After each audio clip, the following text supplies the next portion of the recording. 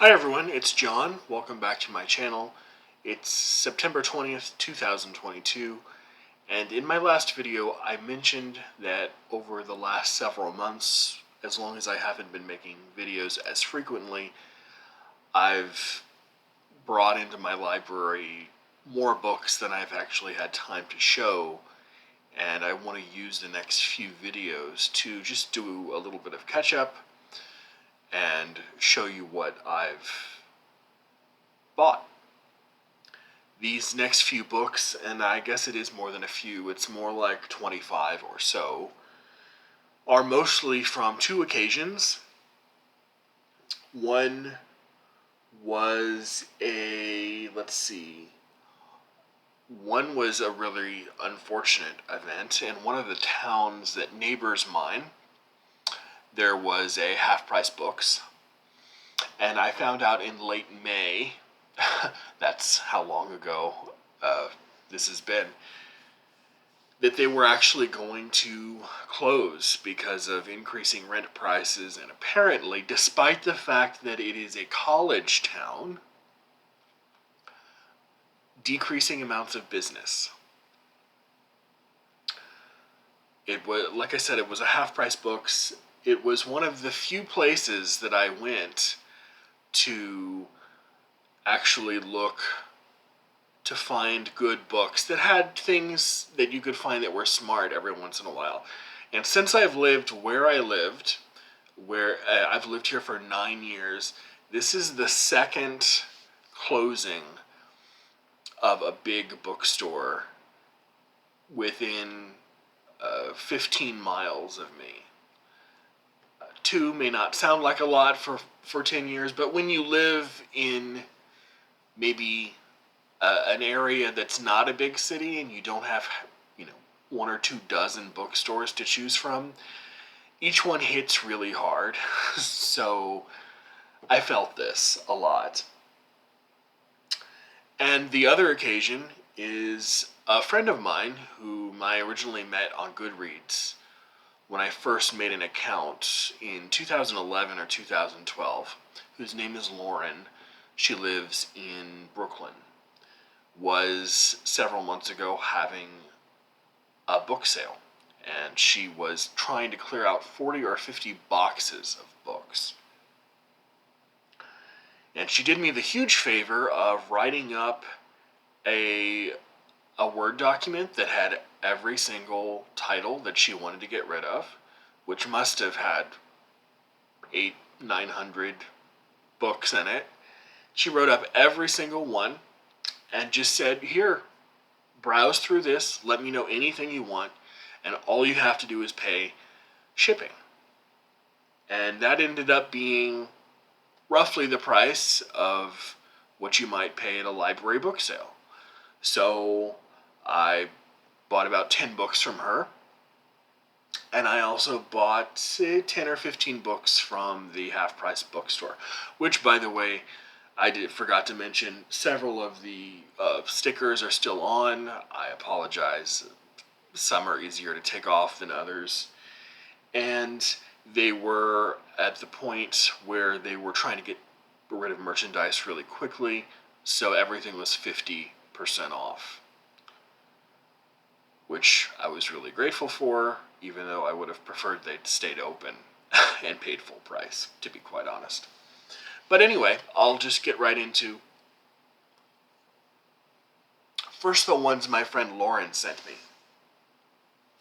These were just a few of these things I think I would never really run across, except maybe by happenstance at other places. This is the first volume of Theodore Zeldin's multi-volume, I think it's 5 volumes, his series on France from 1848, the famous year of all of the European revolutions, to 1945, and it's called Ambition and Love.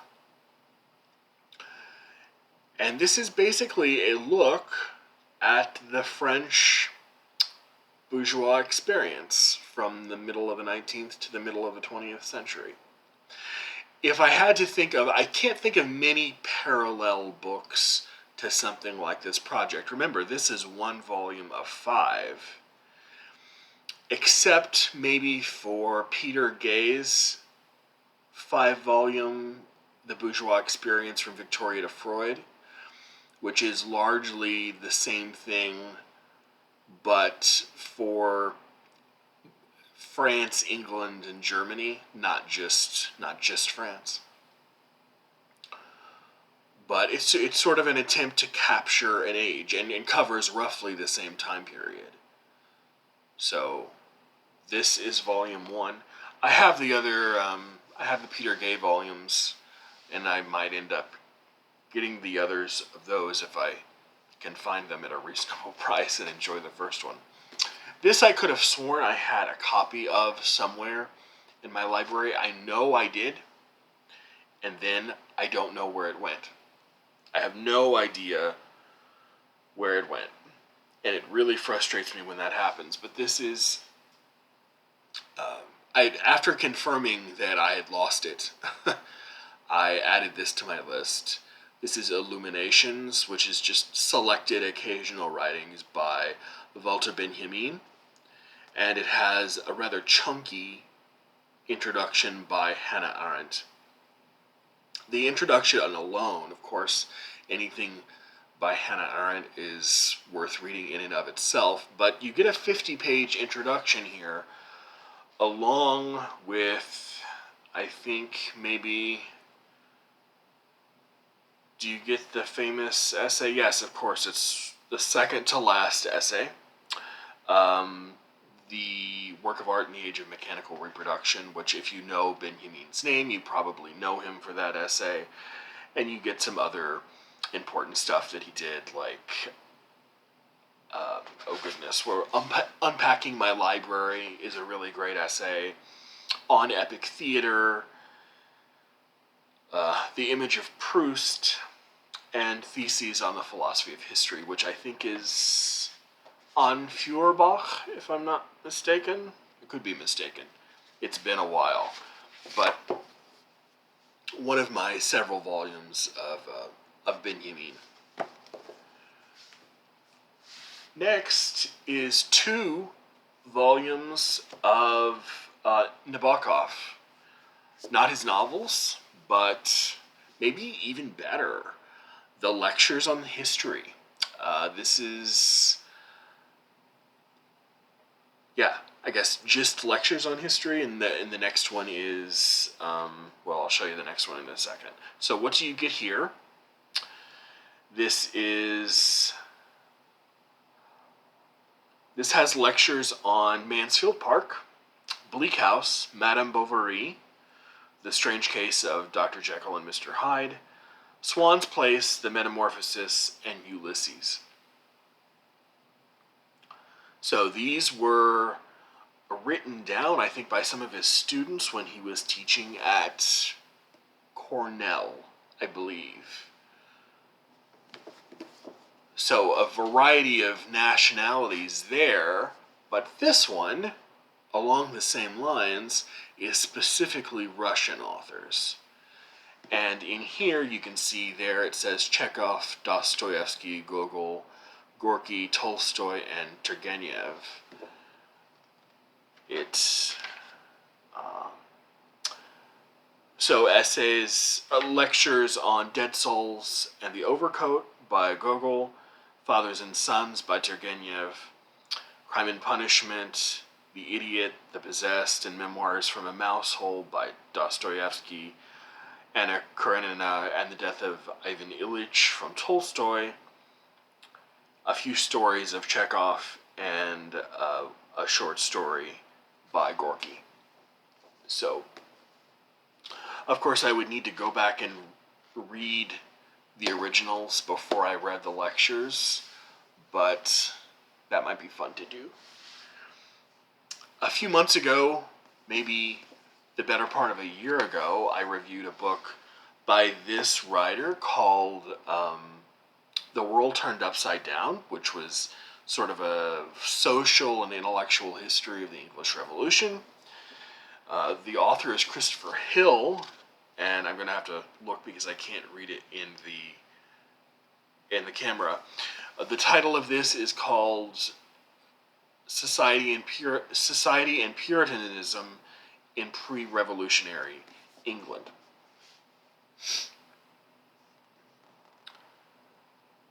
Christopher Hill, his specialty was basically 17th century England.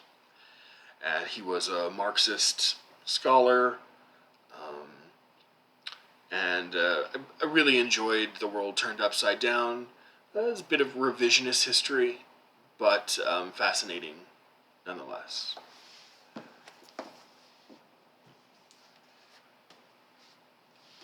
I think I have shown something by this author too, and for all I know, it may actually be this this book. I'm horrible at cataloging things in Goodreads once I get them. So one of the bad parts of having most of your library in a shed is that you tend to forget what you have and what you don't have.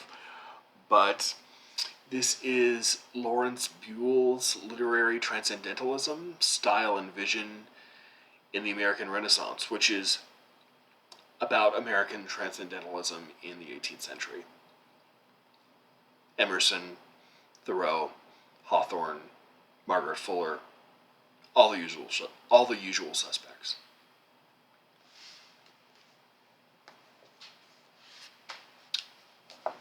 So, excuse me. I apologize for the price tag. It's one of the ones that was difficult to take off. I bought this for someone, and after I carted it home, remembered that they're not a big fan of reading books in this format. They like ebooks. So this will go, I guess, either just as a duplicate or I'll end up getting rid of it. But our plan was to read this together, since I've reviewed this on my channel actually, and I remember really enjoying it. And at the time when I read it, I hadn't read Beowulf, which is, of course, what this is a take on. This is Beowulf from the point of view of Grendel, who, if you're not familiar with Beowulf, is the monster that Beowulf is trying to slaughter. And it's sort of like Wicked, in the fact that it is a story told from the point of view of the villain. And stories like that can really open up fresh new perspectives and interesting insights. And I think John Gardner does a really, really nice job of doing that in Grendel.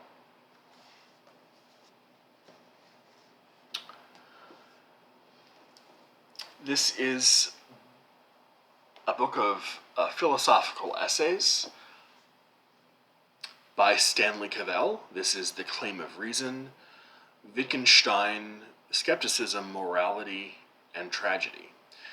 I had the pleasure of hearing Stanley Cavell speak many years ago when I was an undergraduate student, and he was an older man even then, but has, within the past, 3 or 4 years, passed away, as many of my favorite American philosophers have. By the way, just a few days ago, so maybe I can record this on video, Saul Kripke passed away, the famous mathematician and logician, professor at Princeton. But Stanley Cavell, mostly in his later career, was known for writing on film, art, aesthetics, things like that. But and you can sort of see his multidisciplinary interests there in the subtitle of the book.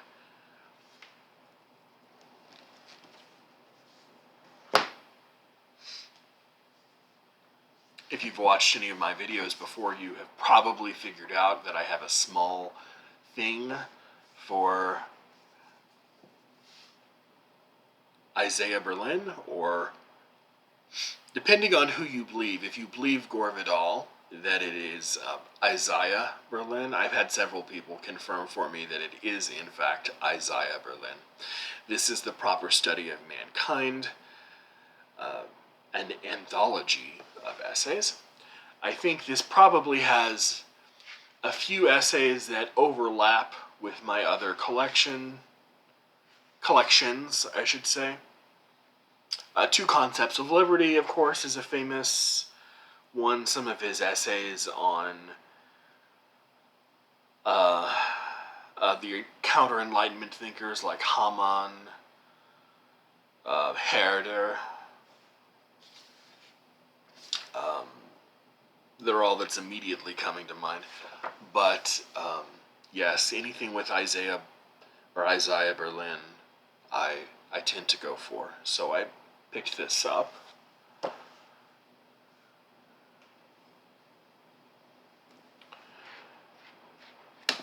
I also got this, The Dawn of Universal History by Raymond Aron. Aron wrote a book in the 50s which was sort of a reply to the French intellectuals of the day called is it called The Opium of the Intellectuals? I want to say that's the name of the book. And it was sort of a reactionary, maybe a bit conservative reply to trends in French intellectual society and culture that he wasn't exactly getting on well with. And I have no idea if this is just an extension of that. This is called, subtitled, Selected Essays from a Witness to the 20th Century.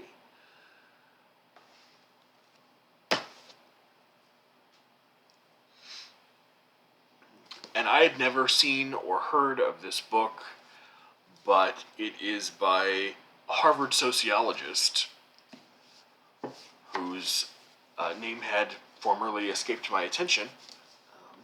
This is Orlando Patterson's Freedom in the Making of Western Culture.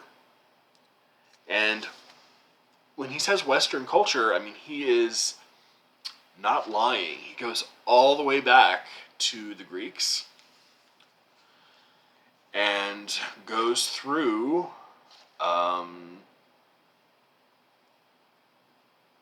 well, I guess this one ends at maybe the Middle Ages. There might be a part 2. In fact, I'm almost certain there is a part 2, but when I looked for it online, it was really, really hard to find. But he goes from the Greeks, the Romans, through the quote-unquote Dark Ages, the Byzantine era, through the Middle Ages. So sounds like fascinating intellectual history.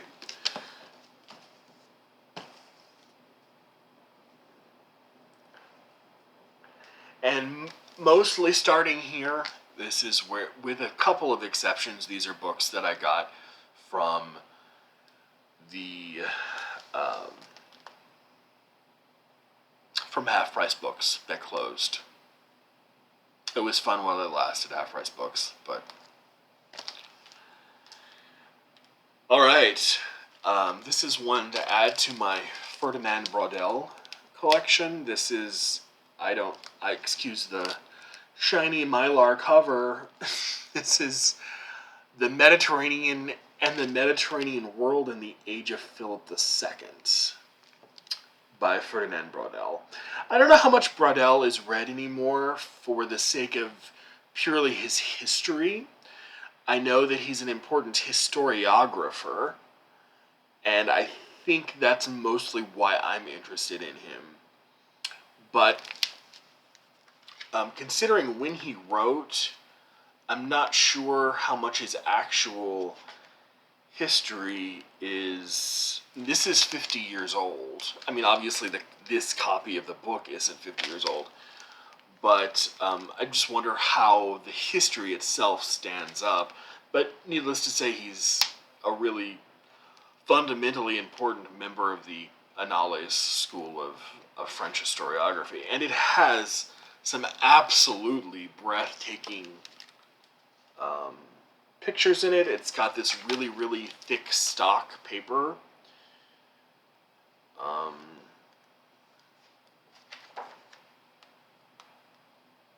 Here's a bit of a capture from a Franco-Burgundian tapestry of the 15th century. I don't know if you can see that, but just some really fascinating stuff. It's classic Braudel. It's trade, commerce, finance, a little bit of art and culture and society too, but it seems to be heavy on especially maritime finance and trade, which is sort of his thing. So he wrote, the 2 or 3 volume? Oh gosh, it has money in the title. The History of Money or something. One of his interests is certainly economic history in the 15th and 16th centuries. All right, so next pile is a book of essays by a writer I've been hearing about. I own nothing else by, but I've heard from several pretty smart people that he's fascinating. This is a book by Guy Davenport. It is The Hunter Gracchus and Other Papers on Literature and Art. The first essay here is the title essay. And you have others like Guernica, essays on Walt Whitman, Grant Wood, Mr. Hawthorne of Salem, O. Henry, James Joyce, The Reader, the Book of 2 Timothy, Thoreau and his Dispersion of Seeds. He seems like a really vast reader, a very curious person, and that's my type of person. So I picked this up. In fact, I think I might have ordered this particular one on Books, but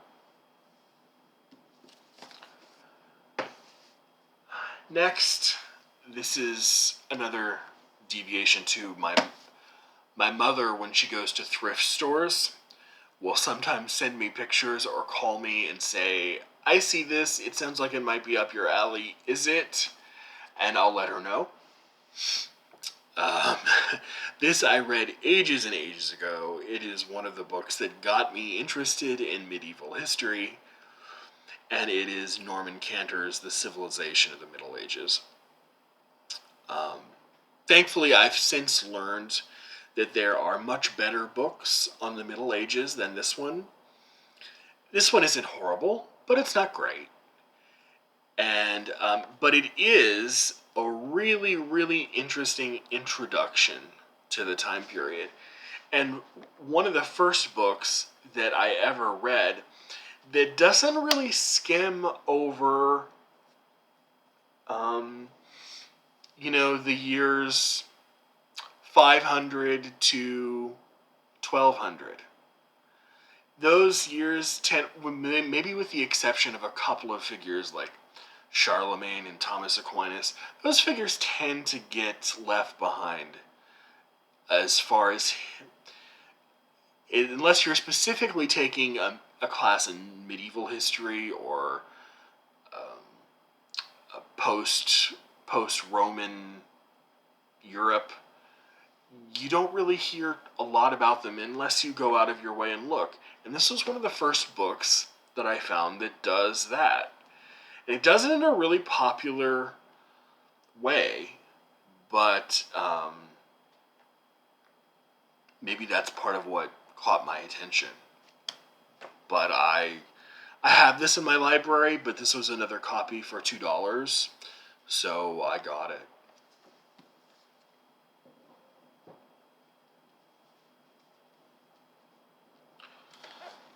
This is to add to my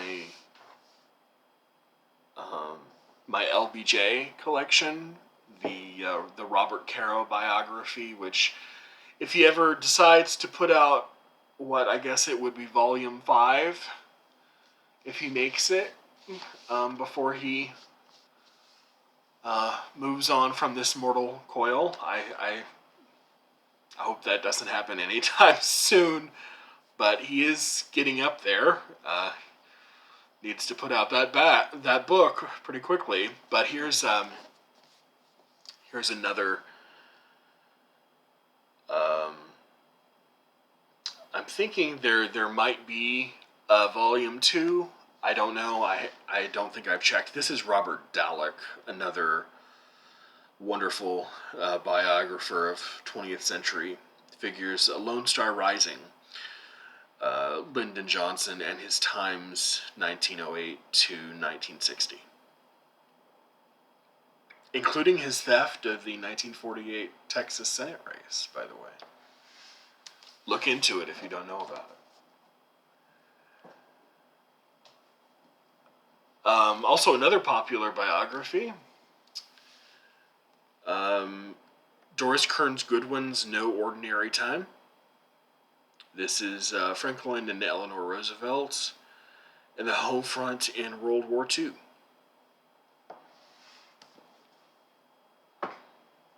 Some of these books I obviously know more about than others.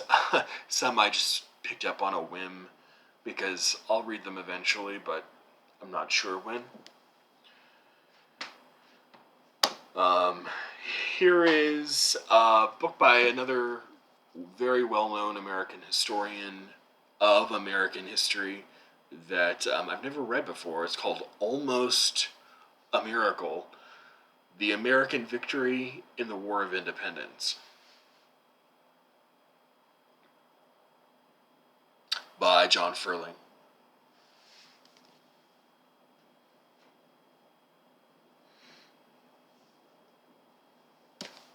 And here is a similarly named historian, at least the surname is similar. This is The Road to Disunion, Secessionists at Bay, 1776 to 1854, by William W. Freeling. Again, I don't know much about these books other than I recognized the authors' names. Okay, we're in the home stretch, I promise. This is something I thought I knew at least most of the books that were in the Penguin Classics series. But I had missed this one. And even though it's not my usual kind of reading material, it was in good shape, so I wanted to get it. Again, half off. Again, I apologize for the price tag. But this is Anthony Hope's The Prisoner of Zenda, which of course has been made into countless movies. And it also has Rupert of Hentzau, which I understand from the back of the book is sort of a sequel to The Prisoner of Zenda. I did not, like I said, I didn't know these were Penguin Classics. It's not, like I said, something I'd usually read, but I'm interested in the fact that they decided to incorporate it into their library, so I'm kind of interested in reading it. I think this one doesn't need too much of an introduction. This is Cathedral by $3.99. That's Raymond Carver. Just a book of short stories. I think everyone's pretty much seen this one several times. It's, 12 stories or so? Yeah, or so. One of his more better recognized books, and one of the vintage contemporary books there that are always worth getting when you see the block here, and then the sort of blocky text against the white spine. These are almost across the board worth getting if you find them. So there's that. Just a few more to go. This is a novel by Elizabeth Bowen. I think I may have read one other novel of hers. This is The Last September by Elizabeth Bowen.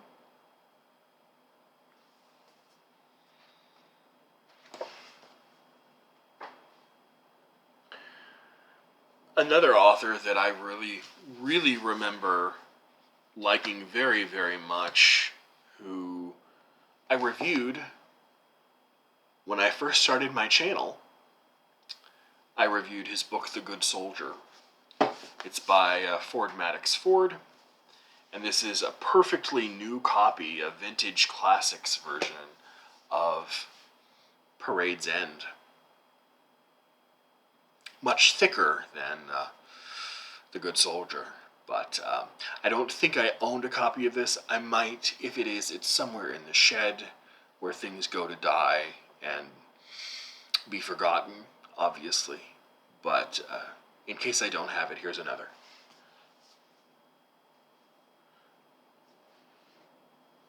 And it looks like a few more novels just to finish off the pile with fiction. Here is the first volume of Dos Passos' American trilogy. This is the 42nd parallel. So eventually the goal would be to get the other two in the same Mariner Books edition.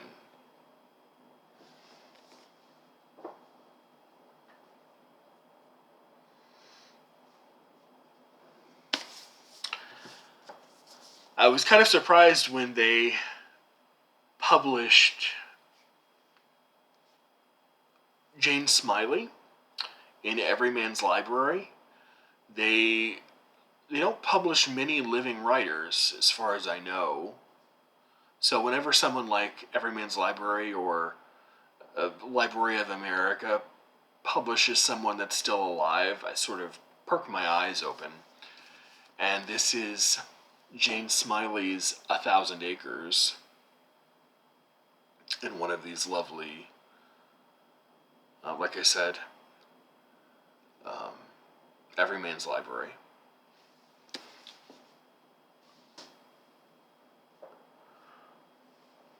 For as long as I've been interested in books, I don't think I've ever run across a copy at a price I wanted to pay for this book, but here's one. It's kind of small and pocket-sized, but this is The Vicar of Wakefield by Oliver Goldsmith. Sort of a classic 18th century novel that follows sort of is he sort of a hypocritical vicar? Ends up in jail, but never loses sight of his Christian morality, while his conviction lends him a genuine nobility. In the end, it also brings justice and the restoration of his home and family, home and fortune. Yeah, so it kind of sounds like, very 18th century stuff. It is one of the better known novels that comes out of the 18th century.